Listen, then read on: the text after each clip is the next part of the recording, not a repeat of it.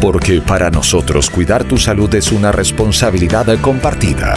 Te presentamos Con Salud, todo es posible.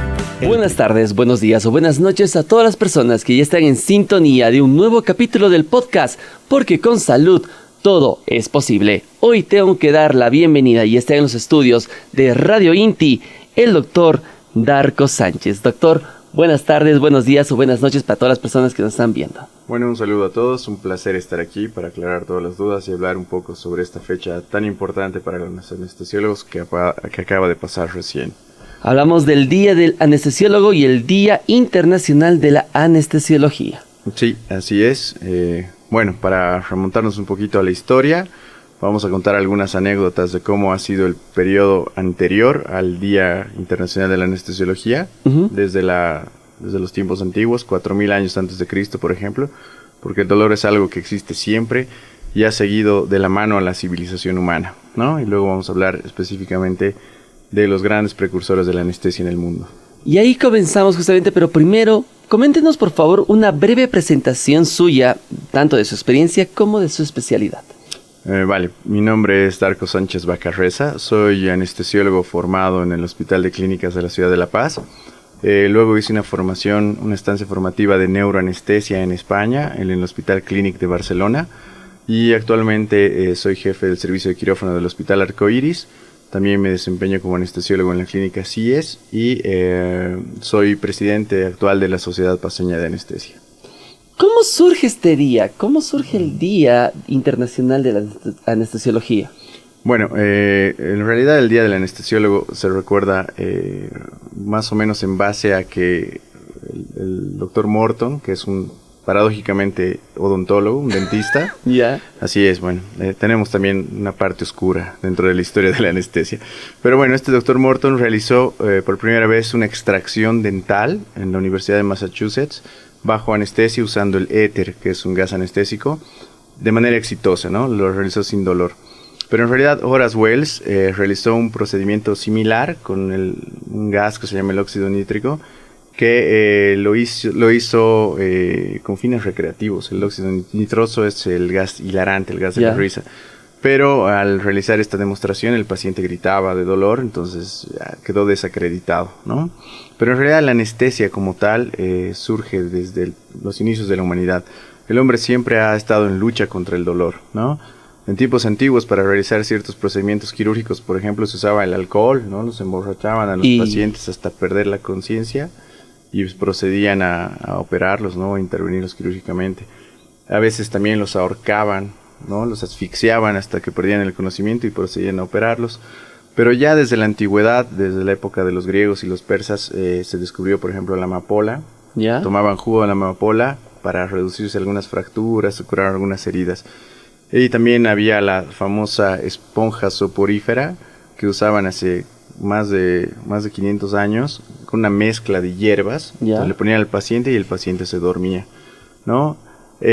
Obviamente esto se usaba mucho antes en Grecia, en Persia, en Macedonia, pero una vez que ingresó a la iglesia consideraban que estas prácticas eran satánicas y tuvimos una época de oscurantismo debido a la religión también.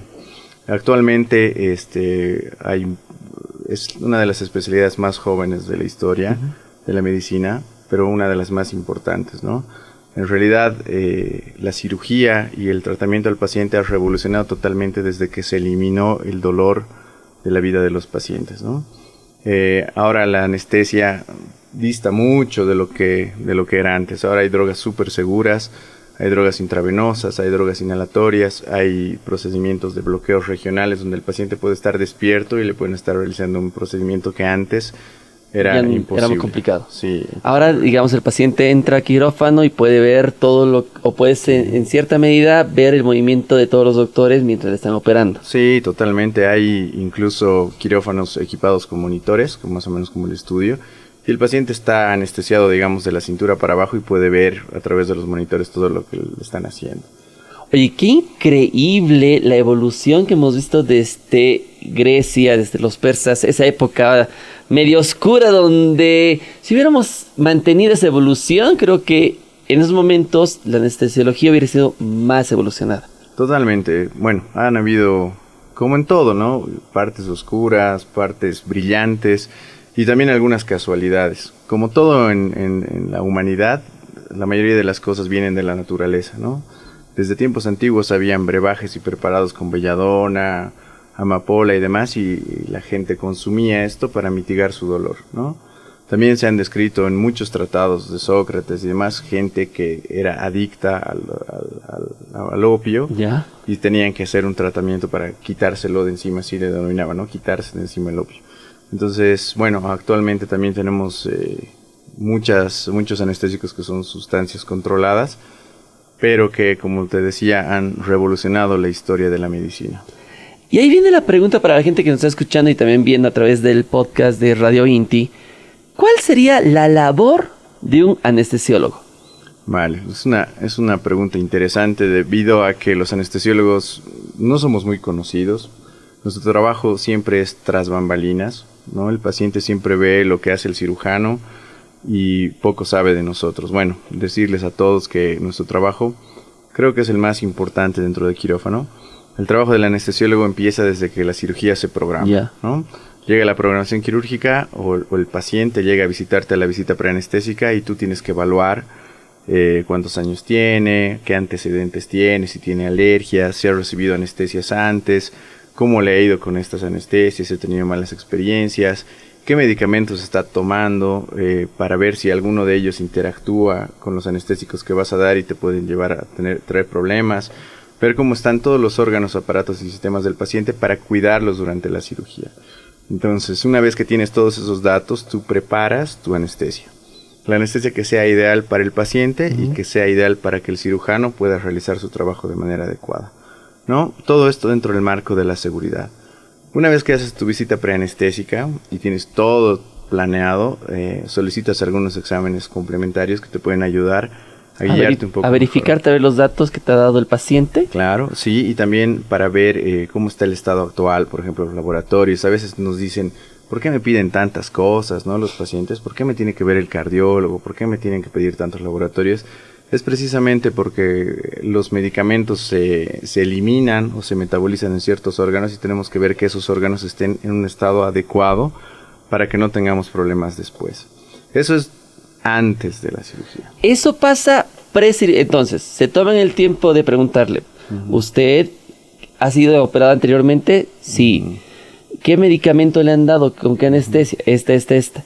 Pero hay un momento que tal vez el paciente logra mentir y ustedes tienen que decir, por las dudas, esto creo que no está bien y le haremos las pruebas. Sí, totalmente. O sea, ustedes saben que el paciente que se va a operar es un paciente sometido a mucho estrés, están nerviosos, no se acuerdan muchas cosas o a veces hasta tienen miedo, ¿no? De decirme que están enfermos y los podamos suspender su cirugía y que tengan que esperar, ¿no? Eso pasa mucho con el ayuno que vamos a hablar después.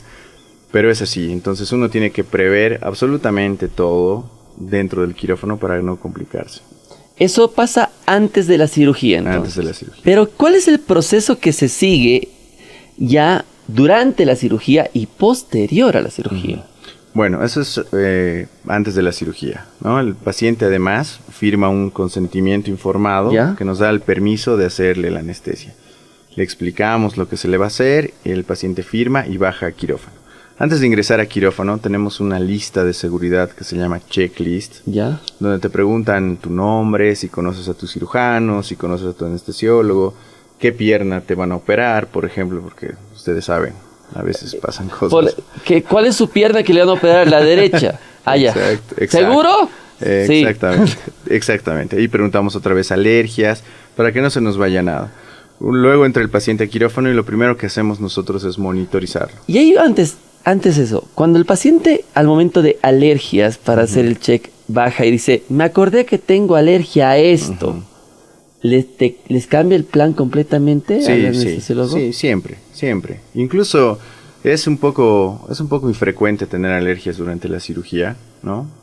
Pero a veces hay alergias cruzadas entre medicamentos o los excipientes de algún medicamento, o simplemente nunca ha recibido anestesia, entonces no sabemos si es alérgico. Eso nos pasa mucho, porque es decir, no consumes anestésicos normalmente en tu vida, ¿no? Entonces te ponen el anestésico y a veces presentan reacciones alérgicas.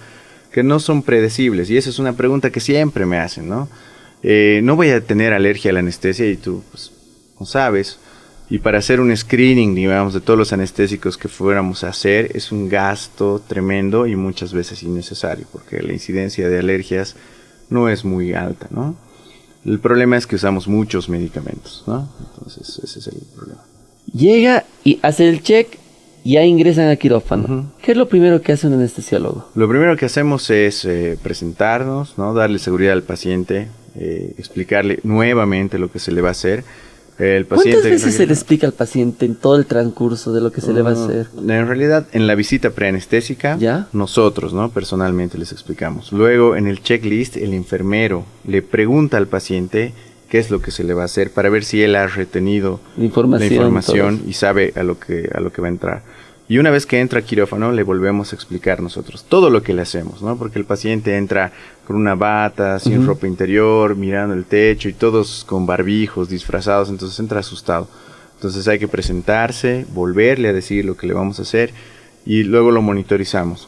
Le ponemos el oxímetro, el tensiómetro y mientras le hacemos todas las cosas le vamos diciendo, ¿no? Le voy a poner esto, le voy a poner un suero, va a sentir una opresión en el brazo para el tensiómetro, absolutamente todo para darle un poco de seguridad y tranquilidad. Una vez que está monitorizado, nosotros registramos los valores basales de todos sus signos vitales, preparamos nuestros medicamentos o la técnica que vayamos a hacer y ya, lo anestesiamos. Paciente duerme, pero ustedes no se quedan sentaditos ahí y esperando que se despierte, que todo esté bien. ¿Cuál es la función ya dentro de la cirugía de un anestesiólogo? Ya le colocaron justamente la anestesia, el paciente está durmiendo, pero ustedes no se van del lugar, no se quedan acostaditos, sino siguen trabajando en ese momento. Sí, en realidad, bueno, eso es otra cosa que hay que explicar mucho a la gente. En realidad, nuestra responsabilidad es mantener al paciente estable durante la cirugía. Imagínense ustedes que administramos drogas que todas son depresoras del sistema nervioso central, ¿no? Imagínate cómo tienes que estar de inconsciente para que te estén sacando la vesícula, el apéndice o haciendo una cesárea. Entonces, todos esos medicamentos que usamos tienen una repercusión sobre la presión, el corazón, los riñones, absolutamente todos los órganos y sistemas del organismo. Todo se deprime, baja sus funciones, ¿no? Entonces, nuestra labor es mantener estable al paciente, ¿no?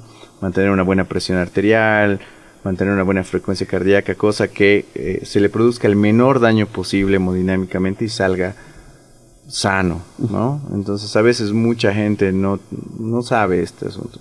Hay cirugías que van súper bien y las podemos mantener estables, pero hay momentos en la cirugía donde el paciente se descompensa, puede presentar unas arritmias o sangrar por el procedimiento y entrar en shock. Entonces, ahí nosotros intervenimos y lo recuperamos a la normalidad, ¿no?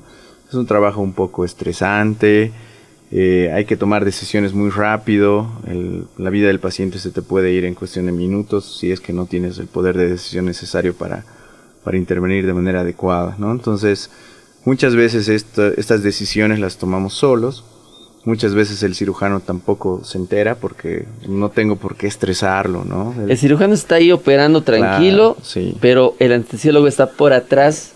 Sí, manteniéndolo vivo al paciente. Sí, básicamente eso, ¿no? Entonces, yo creo que un anestesiólogo de calidad es el que le brinda seguridad tanto al paciente como al cirujano, ¿no? Ahí mides la calidad de un anestesiólogo. Sí, en realidad, la calidad es el producto final, que es el paciente, pero nuestro usuario interno es el cirujano, ¿no? Pues trabajamos en equipo. Eso también es vital. Tener la confianza con tu cirujano de que te diga a él qué está pasando en su campo quirúrgico, porque todas las cosas que hace él repercuten en mi trabajo, ¿no? Si el paciente sangra, si no puede ligar una arteria, pues me dice, ¿no? Va a sangrar o voy a cortar esto, va a sangrar, qué sé yo, 1 litro, entonces yo me preparo, pido la sangre, canalizo una vía, nosotros transfundimos sangre dentro del quirófano, transfundimos hemoderivados. También nos toca hacer, si el paciente hace paro cardíaco, reanimar. Entonces es como que nuestra especialidad es un poco compleja porque si te toca un paciente diabético, tienes que saber todo sobre la diabetes. Si te toca un paciente hipertenso, todo sobre la hipertensión. Entonces más o menos que es como que todo se conglomera en nuestra especialidad. Y hay muy buenos especialistas en la ciudad de La Paz y en toda Bolivia de anestesiólogos. Sí, anestesiólogos hay brillantes. Bueno, últimamente hay muchos subespecialistas y eso es algo muy rescatable, ¿no? Antes solamente teníamos anestesiólogos generales, que son muy buenos, por cierto. Nuestra escuela es muy buena. Yo fui a España a hacer un curso de neuro y la verdad es que estamos bastante bien capacitados, ¿no? Y hay mucha gente que se va a México a hacer subespecialidades. Ahora hay anestesiólogos pediatras, anestesiólogos especialistas en dolor, anestesiólogos especialistas en cirugías de cáncer, torácicos, cardiovasculares, ¿no? Entonces ya nos hemos subespecializado. Y eso les ayuda un poco más a estar más enfocados en cada cirugía, como vemos que el anestesiólogo es vital dentro de la cirugía. Y llevarse bien como equipo también con el cirujano es muy importante. Sí, es muy importante. La verdad, yo creo que la clave, como tú mencionas, es la palabra equipo, ¿no? Dentro de quirófano es como un microambiente bastante particular, ¿no? No solamente depende de nosotros. Nosotros tenemos un personal de enfermería, que son los auxiliares de enfermería, que se llaman circulantes en quirófano. Que digamos, yo estoy ventilando a mi paciente y necesito que me pasen el laringoscopio, el tubo, o las drogas, o que me lo carguen cosas. Y esa persona que es el circulante, pues es mi brazo derecho. Sin él yo no podría hacer las cosas. Si no hay comunicación entre el cirujano y el anestesiólogo, pues el paciente siempre es el perjudicado, ¿no? Entonces, las respuestas a las situaciones de crisis también son importantes, ¿no? Es decir, tener tu equipo quirúrgico que se entienda y que sepa reaccionar ante situaciones de crisis es vital. Y ahora eso es a lo que apuntamos, digamos, para la seguridad en el quirófano. Sale el paciente perfecto de la cirugía, pero el cirujano va más tranquilo a un lado, pero ustedes continúan con el trabajo. Sí, bueno, la mayor cantidad de complicaciones y fallecimientos por la anestesia durante el periodo quirúrgico es en la sala de recuperación.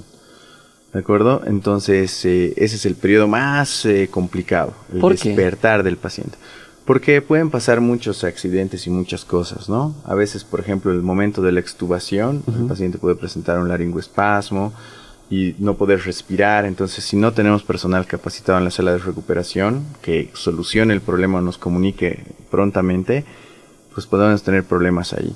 También hay problemas con las drogas. Hay muchas drogas que recirculan, ¿no? Durante la fase de recuperación. Entonces, el paciente está despierto, pasa un rato y se va liberando la droga del tejido graso y vuelve a tener niveles plasmáticos altos y el paciente se vuelve a dormir, ¿no?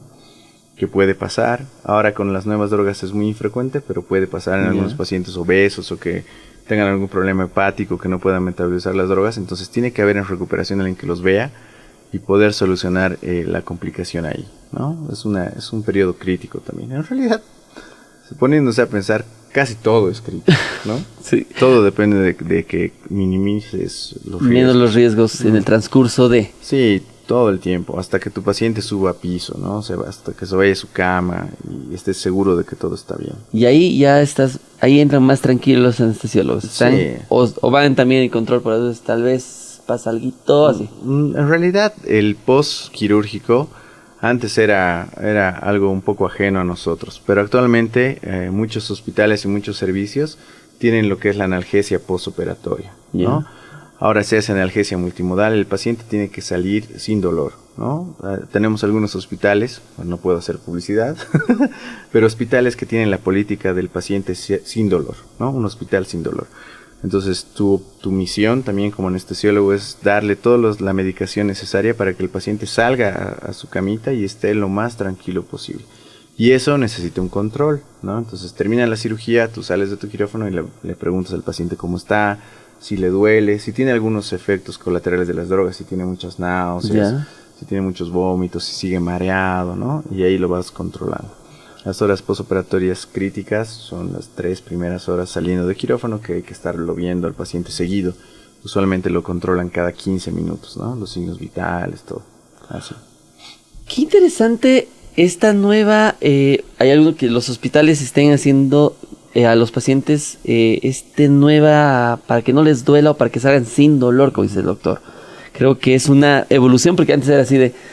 Ay, me sigue doliendo. Sí. Antes era que salga vivo, suficiente. Exacto, yo me acuerdo muy bien que hace muchos años uno de mis abuelitos fue operado Y me acuerdo que sí le dolía después de la operación, pero no había quien le ayude o le diga, tome esto, te va a calmar. Sí, o te decían, te duele porque te han operado. Exacto. ¿No? Sí, es normal que te duele si te han operado. Pero ahora eso ya se ha demostrado científicamente que el dolor no es nada bueno en el postoperatorio. Te aumenta la estancia hospitalaria, te aumenta el riesgo de complicaciones, te aumenta también el consumo de drogas, el costo para el paciente. Entonces hay que tratar de evitar eso. Por eso antes, por ejemplo, se hacía solamente anestesia general. Te dormían y listo. Ahora se hace la analgesia multimodal. La anestesia multimodal, o sea, te duermen y además cuando estás dormido te hacen un bloqueo regional, ¿no? Y te dan anestésicos intravenosos, cosa que el estímulo doloroso se minimice, ¿no? Entonces se hacen anestesias ya combinadas. Ya son técnicas. Y justamente ahí vamos a hablar de qué tipos de anestesia existen, porque hay tipos de anestesia también que se tiene que colocar a diferentes pacientes. Sí, a ver, la anestesia a grandes rasgos se divide en anestesia general y anestesia regional, ¿no? Ya. La anestesia general es la pérdida de la conciencia totalmente, cuando tú estás dormido por completo. Te damos unas drogas relajantes musculares y tú dejas de respirar por ti mismo, te intubamos y te conectamos una máquina que respira por ti, ¿no? Esa es la anestesia general que se usa para muchos procedimientos, ¿no? Y el otro tipo de anestesia es la anestesia regional, que tiene varias técnicas, ¿no? Por ejemplo, para la cesárea se hace la anestesia espinal, ¿no? Le haces un pinchazo en la espalda y le puedes hacer una raquídea o una peridural, que más o menos la tiene que es la misma. Y ahí viene la pregunta, ahí me voy a quedar con una pregunta de ¿hasta qué momento se puede colocar ese tipo de anestesia para las embarazadas? Porque a veces las embarazadas dicen, me duele, pero ya estás a punto de dar y ya no podemos colocarte. Eso se llama analgesia del parto, ¿no? La analgesia del parto es diferente que la anestesia para la cesárea, en el sentido de que tenemos que poner una anestesia peridural, dejamos un catéter por ahí y lo que hacemos es dar anestesia para que no duela mucho, pero que se mantenga la fuerza de contracción del útero. Entonces hay que calcularle biencito, cosa que la señora no le duela y pueda pujar, ¿no? Entonces cuando llega a cierto grado de dilatación el cuello uterino y demás y el parto está muy avanzado, ya no tiene sentido porque va a perder la fuerza de contracción y ya es demasiado tarde. Entonces el parto sin dolor tiene que ser planificado, más o menos cuando están con 4 de dilatación hay que ponerles el catéter y hay que hacerle seguimiento, ¿no? Cada hora hasta que en el periodo expulsivo ya está bajo el bebé, le haces una dosis más y listo. Entonces, estamos hablando justamente de lo que estábamos hablando antes con el doctor, era cuando ya va a ser una cesárea, ¿no? No, eso es parto. Es parto. Ahora, la cesárea es diferente, ¿no? La cesárea usualmente pueden ser o programadas o cesáreas de emergencia. Entonces ahí ya sabes a lo que vas, ¿no? Entonces ahí necesitas un nivel más alto de anestesia porque le van a hacer una incisión y va a ser la cirugía un poco más complicada. Entonces ahí le haces una anestesia raquídea o una anestesia peridural, cualquiera de las dos. No se hace anestesia general usualmente en las embarazadas porque todos los fármacos anestésicos pasarían al bebé. Entonces el bebé saldría también dormidito, ¿no? Muchas veces las mamás dicen, pero ¿por qué me va a hacer un pinchazo en la espalda? Yo quiero general. Entonces la razón por la que no se hace general en la cesárea es porque el bebé también se dormiría y sería muy peligroso para él, ¿no? Otro tipo de anestesia regional, en otras situaciones más se coloca? Bueno, el otro tipo de anestesia regional son los bloqueos regionales, ¿no? Por ejemplo, las fracturas de miembros superiores, ahí haces bloqueos de plexo braquial, ¿no? Agarras pinchas en el cuello o encima de la clavícula y solamente se adormece o se anestesia el brazo que vas a operar, ¿no? Entonces ahí el paciente está despierto mientras le están acomodando su brazo, su húmero, todo, ¿no? Y no siente nada. Y es increíble, ¿no? Estás ahí y no sienten nada. Esa es la anestesia regional. Puedes hacer bloqueos de prácticamente todos los nervios que quieras. Y actualmente la anestesiología ha avanzado bastante con la ayuda de la ecografía. Antes hacían los bloqueos a ciegas, ¿no? Te pinchaban donde creías que estaba el nervio, sentías una corriente y ya, ahí le ponías. Luego tuvimos el neuroestimulador, que es una aguja que pasa unos estímulos eléctricos, y entonces el paciente mueve el brazo y dices, ahí está el nervio, y le administras. Pero ahora ya usamos el ecógrafo, Entonces vemos en la pantalla el nervio, vemos cómo ingresa la aguja y depositamos el anestésico de manera más segura. Más segura y más precisa. Más precisa, más segura, con mínimo riesgo de hacer punciones intravasculares o de dañar el nervio, ¿no? Entonces cada vez nos vamos modernizando más. Y eso también es algo increíble, ¿no? La anestesia, siendo una especialidad joven, es la que avanza más rápido. Más rápido, sí. En estos 10 años, por ejemplo, que cuando yo salí de la residencia no teníamos neuroestimulador, ¿no? Tuve que aprender a usar el neuroestimulador y ahora el ecógrafo igual lo tuve que aprender. Entonces, si no te actualizas, te estás quedas perdido, ahí. sí. Creo que es porque al ser humano no nos gusta el dolor, así que creo que es por eso que la anestesiología está evolucionando y va a seguir evolucionando hasta que estemos... Opéreme, no sé nada. Sí, yo creo que me voy a jubilar el día que los japoneses inventen un parche que te pongas. Pongas ese parche y no va a sentir nada. Si pongas ese parche le vamos a sacar el hígado. Ok. Ojalá que ese momento va a llegar. Sí, espero que no. Esperemos que no. Porque como te digo, o sea... La clave y lo más difícil no es anestesiar, porque es el en realidad haces el pinchazo, ¿no? Y no pasa nada. Es una habilidad, una destreza manual, ¿no? Que sí la tienes que tener los conocimientos para no complicarte, pero el cuidado transoperatorio sí es bastante complicado. Han desarrollado muchos simuladores para sustituir al humano, ¿no? Hacen simulaciones en base a softwares que hacen que suba la presión y que algo se automatice este asunto y prescindir del ser humano, pero en realidad hasta ahora no hay ningún software que reemplace el criterio clínico que tiene un anestesiólogo, ¿no? Exactamente, eso es lo principal, el criterio clínico de un ser humano para ver ese momento de esto le está pasando, esto le pasa, y la importancia que se tiene que tener a cuidar la vida de otro ser humano, totalmente. Que es lo más importante. Pero me surge la pregunta de ¿qué sucede durante la anestesia? Después de que pierdo la conciencia, ¿qué es lo que pasa en el organismo? Bueno, ¿Qué sucede? Esa es otra buena pregunta. Bueno, cuando tú estás dormido, en realidad todo tu sistema nervioso está desconectado, ¿no? Ya. Y entra en un estado de letargo, ¿no? Es decir, baja tu presión, baja tu frecuencia cardíaca, tus riñones empiezan a filtrar menos orina, ¿no? Y el cirujano está operándote.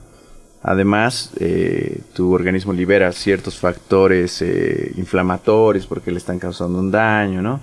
Y en todo ese transcurso nosotros tratamos de hacer que ese daño que le están causando a tu cuerpo no tenga un impacto en tu vida, ¿no? Entonces, qué sé yo, el cirujano está metiendo más la mano o está cortando más, entonces yo tengo que estar modificando las dosis de mis drogas en función a lo que él haga.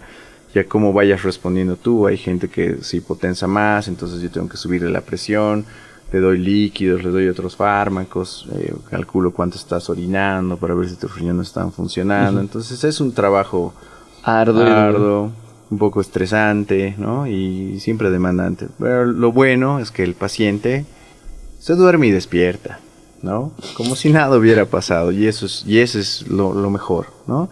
Es decir, que despiertes ya operado, sin dolor, tranquilo, en la sala de recuperación y listo. ¿Y qué pasa cuando el paciente despierta?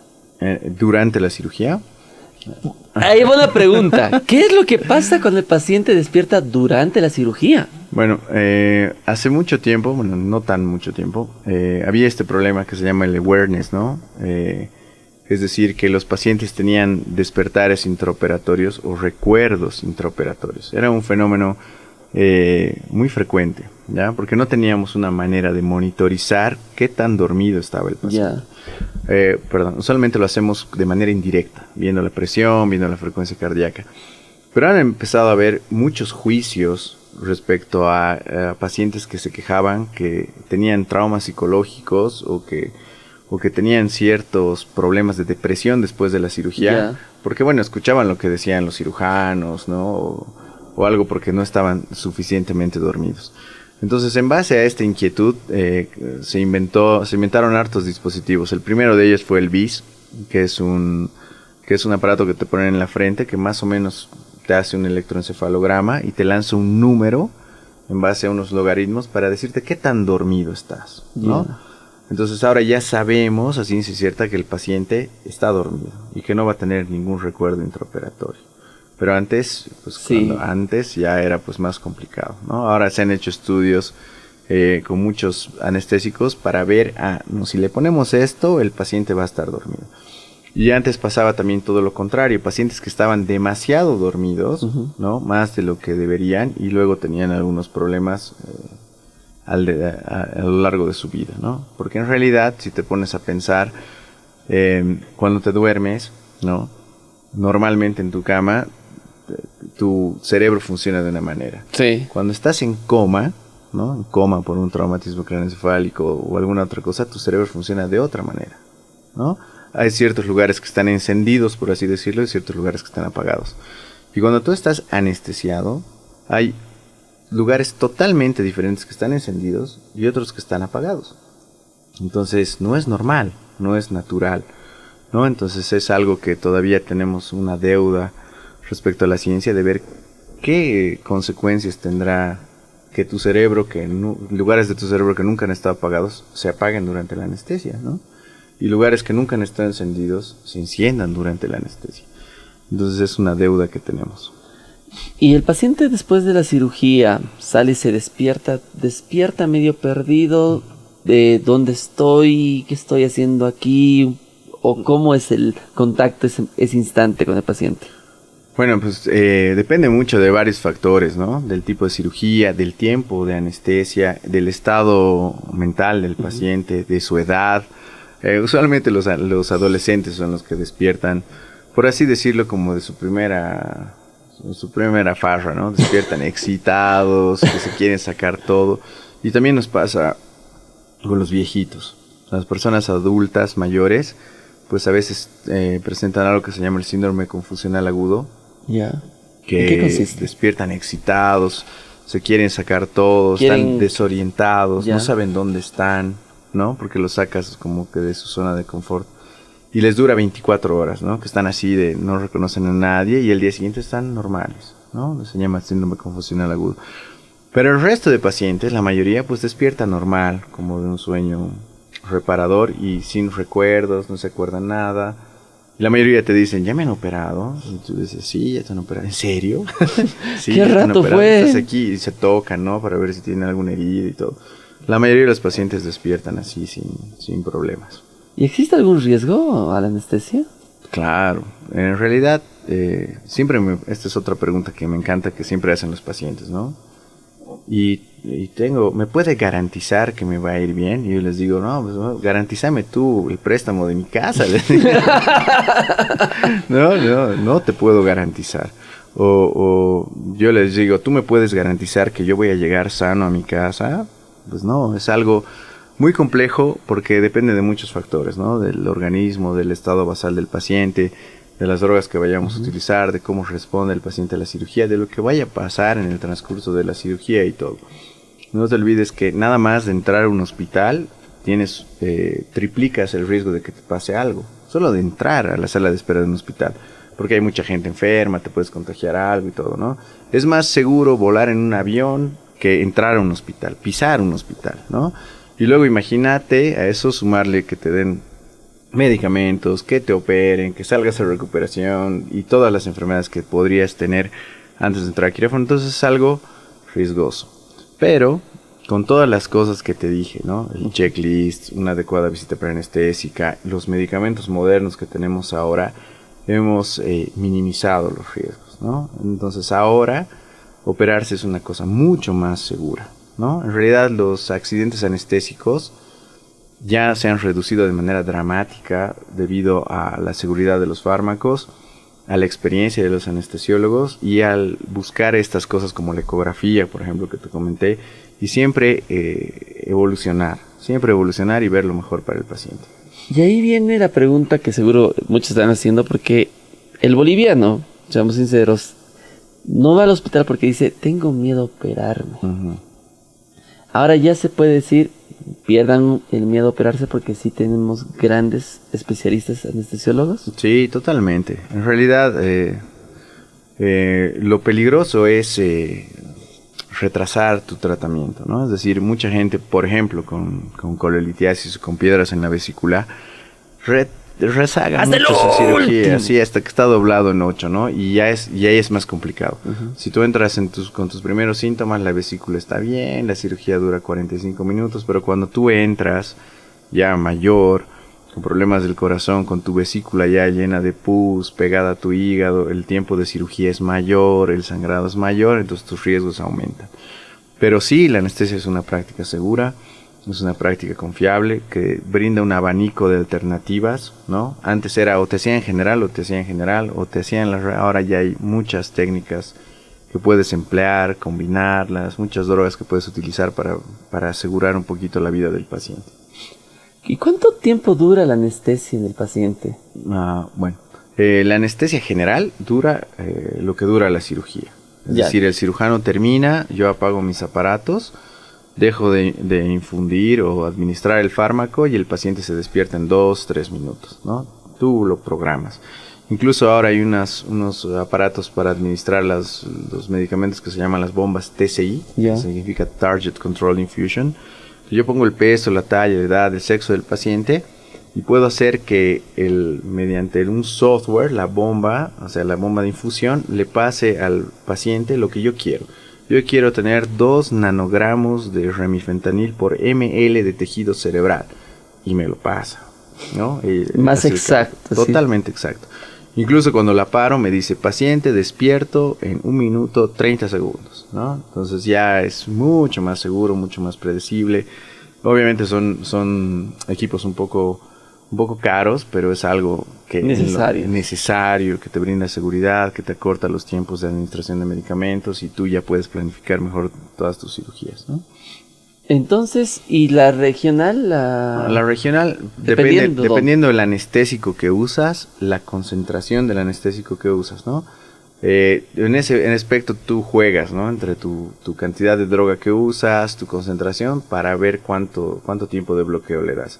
Puedes hacer incluso combinaciones con otros fármacos para que tu bloqueo, es decir, la anestesia en el brazo, te dure más de un día. Y el paciente esté tranquilo y pueda mover. Ahora se pueden dejar catéteres también. Puedes dejar un catéter peridural o un catéter de plexo. Y aunque el paciente salga de cirugía, tú le puedes seguir administrando anestesia para que haga su fisioterapia, para que no le duela, para que recupere. Incluso puedes diluir tu anestésico o utilizar uno que produzca menos bloqueo motor para que el paciente pueda mover pero no sienta dolor. Entonces ya para que pueda recuperarse y ya cuando no siente el dolor, ya le retiramos el catéter y listo, ya el paciente vuelve a su funcionalidad. Cuidando siempre al paciente que no sienta el dolor, que es lo principal que ahora están buscando los médicos, ¿verdad? Sí, totalmente. Yo creo que ese es el fin de todo, ¿no? Primero, no hacer daño, y yo creo que la medicina en realidad nació por aliviar el dolor de la gente.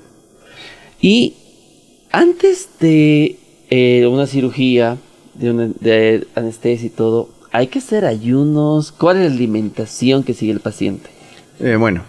Esto igual es otra pregunta, ¿no? Una vez me han dicho, pero solo he comido una sarta de pollo. No, pero nomás, yo digo, mañana vas a ser operado. Pues uno que me antojo y 2 que no puede, ¿no? Entonces les explico un poquito por qué hay que hacer el ayuno antes de operar.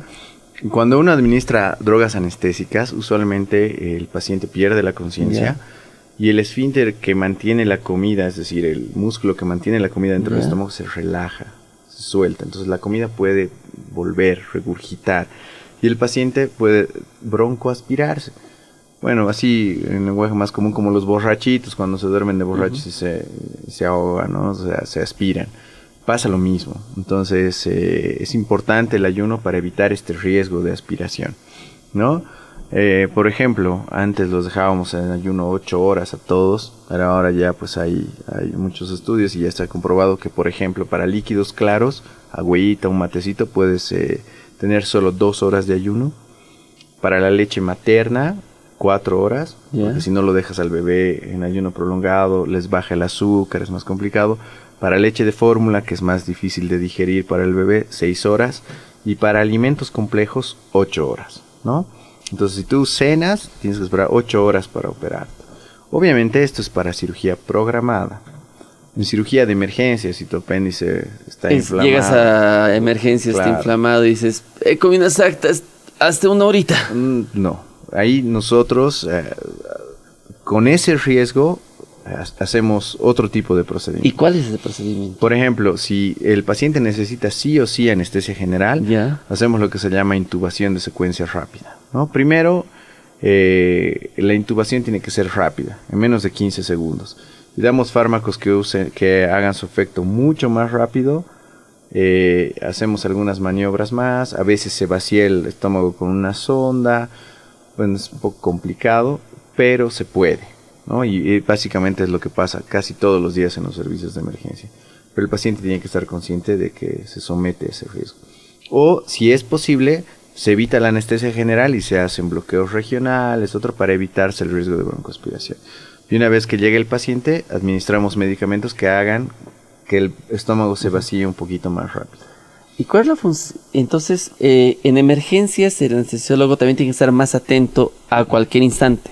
Claro, o sea, cuando te llaman a emergencias y te dicen este paciente que tiene un traumatismo craneoencefálico se va a operar, entonces tú en el momento de tu visita preanestésica verificas el ayuno, cómo está el estado neurológico del paciente y ese rato le dices, pónmelo, qué sé yo, una metoclopramida para que vacíe el estómago, una ranitidina para evitar la acidez del pH del estómago y que no nos cause problemas si se aspira, o ponle una sonda nasogástrica para vaciar su estómago. Entonces ya te preparas allí.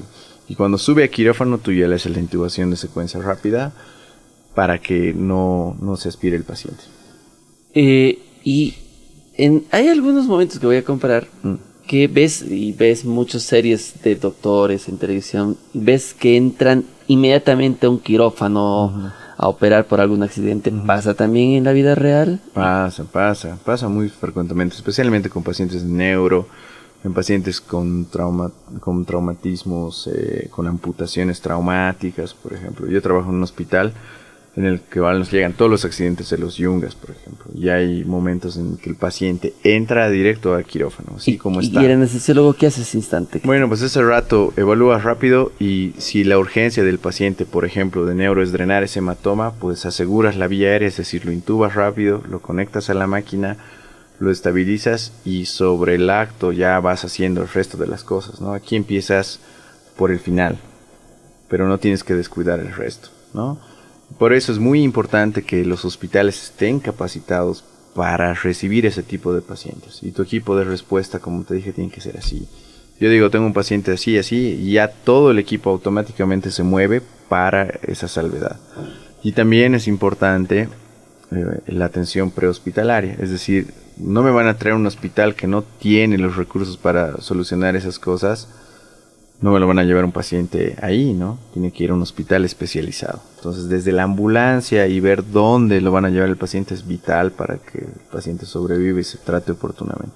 Porque ustedes también pueden, si no está preparado el hospital, pueden derivar a uno más preparado. Se tendría que hacer, ¿no? Pero a veces la urgencia, o sea, ahí pierdes minutos valiosos que pueden ser vitales para el paciente, ¿no? Todas estas fases que muchos no conocíamos, hoy lo estamos conociendo en este podcast, y seguro va a haber muchas dudas que van a hacernos durante la transmisión, que ustedes también lo pueden escribir a radiointi.com para que nosotros también intentemos mandarle las preguntas al doctor y tal vez en una siguiente oportunidad, en un segundo capítulo, podamos hacer una segunda parte para que también la gente tenga esta pregunta, esta otra pregunta, claro sí. Y todas las dudas de la gente las vayamos resolviendo. Claro que sí, estamos a disposición y en realidad, como les digo, nadie sabe mucho de nosotros. Somos los ninjas del hospital. Sí, somos ahí tras bambalinas todo, ¿no? Y además es un poco ingrata esa parte porque tú sales con tu maletín o tu mochila tranquilito mientras todo el mundo le está tirando flores al cirujano, pero tú te vas feliz porque has hecho bien el trabajo y está en tu conciencia y ya, te vas tranquilo. Pero es importante que la gente un poquito entienda el porqué de las cosas. Muchas veces pues somos los villanos de todos, ¿no? A veces el cirujano dice, pero ¿por qué no me quieres dar anestesia a mi paciente? ¿O por qué lo está suspendiendo? ¿O por qué quiere que ayune? ¿O por qué me está pidiendo tantas cosas? ¿Y por qué deberías suspender una operación? Si es que el riesgo es muy alto o no cuenta con alguna cosa que necesites para planificar tu anestesia, ¿no? Cada vez es mucho menos, de acuerdo a la organización. Yeah. Pero más que todo es por problemas legales, ¿no? imagínense que, qué sé yo entro a un paciente mayor de 50 años sin una valoración cardiológica, ¿no? Que aparentemente está normal, un electrocardiograma, lo interprete y esté bien, y durante la cirugía me presente una arritmia maligna, fallezca. Entonces yo me voy a un juicio y me dicen, bueno, doctor, ¿y por qué no le ha pedido valoración cardiológica? Y yo le diría, bueno, pues porque estaba bien, ¿no? Pero no estaba bien porque se descompensó, y entonces es complicado. Ahora, la medicina a la defensiva es un poco complicada, ¿no? Hay muchos estudios que en realidad podríamos prescindir, pero que la norma y la ley pues nos demanda tenerlos, ¿no? Y si no los tienes, pues por omisión estás cometiendo negligencia. Porque ahí viene también el de los pacientes decir, me han vuelto a suspender mi cirugía. Sí, eso está mal, ¿no? Es decir, el sistema es el que falla ahí, ¿no? Yo creo que el sistema de salud tiene muchos errores y la suspensión de cirugías pues es un indicador de calidad. Los hospitales que menos cirugías suspenden quiere decir que hacen mejor sus procesos. No puede pasar pues más de un filtro un paciente sin haber subsanado el requisito que tiene para operarse, ¿no? Para nada. Y a veces también las cirugías se suspenden por asuntos del paciente, ¿no? Por ejemplo, no vas a comer nada, ¿no? Llega y, ¿qué has desayunado? Un sándwich de huevo y mi café. Bueno, entonces no se puede operar, ¿no? Pero ¿por qué no me quiere operar así, no? Y le explica. Ese instante, me imagino al doctor Sánchez diciendo de... Sí, bueno, y a veces ya es bien complicado, ¿no? A veces ni los cirujanos, ¿no? O sea, es como que ya, lo quiero operar. Sí, pero ha desayunado. No, pero lo operamos nomás. No, es peligroso, tiene que esperar. Ya, esperaremos, ¿no? O sí, nosotros tenemos que complacer a mucha gente para que el sistema funcione. Somos como la piedra angular, digamos ahí, ¿no? Entonces, podemos ser villanos o podemos ser héroes. Eso depende de que nos mantengamos en la norma y llevemos bien el asunto con todos y cumplir con todo lo que se tiene que cumplir. A veces, aunque te pese, ¿no? Aunque a veces digas, este paciente ha comido a las 7, me tocaría operar lo que se lleva a las 2, pero no, mejor lo operaré a las 12, así termino más rápido, ¿no? Entonces, ahí ya es complicado porque si le pasa algo, pues es tu responsabilidad. Y básicamente todo lo que pase con el paciente que no sea propio de la cirugía es responsabilidad nuestra, ¿no? Entonces es muy complicado. Todo cae sobre tus hombros. Si suspendes, sobre tus hombros. Si das curso y pasa algo, sobre tus hombros. Sí, esto es complicado. Doctor Darko Sánchez, muchas gracias por acompañarnos en este podcast. Este es uno de los primeros episodios que vamos a tener. Seguro vamos a tener más en el futuro. Mil gracias. ¿Dónde puede buscarlo la gente para contactarlo? Si están buscando a un anestesiólogo de primera calidad para que les dé la garantía que la cirugía va a salir 100%, ¿dónde la encuentran, doctor? Bueno, gracias por los piropos. Bueno, en realidad yo trabajo en el Hospital Arcoiris y en la clínica CIES, ¿no? En el Hospital Arcoiris estoy de jefe responsable de quirófano. Entonces, si deciden operarse ahí, pues ahí estoy. Pero les puedo dejar también mi celular, no sé si de manera interna, para pues, cualquier duda que tengan. Ahí estamos para contestar sus dudas y pues para lo que necesiten. Doctor, muchas gracias por acompañarnos. Hasta una siguiente oportunidad. Muchas gracias, un saludo a todos y bueno, felicitarlos por esta iniciativa. Siempre la gente necesita información y bueno, nos informamos de todo menos de la salud, así que me parece genial este espacio. Gracias por su invitación. Señores, de esa manera cerramos un nuevo episodio del podcast Porque con Salud todo es posible. Porque para nosotros cuidar tu salud es una responsabilidad compartida. Te presentamos Con Salud, todo es posible.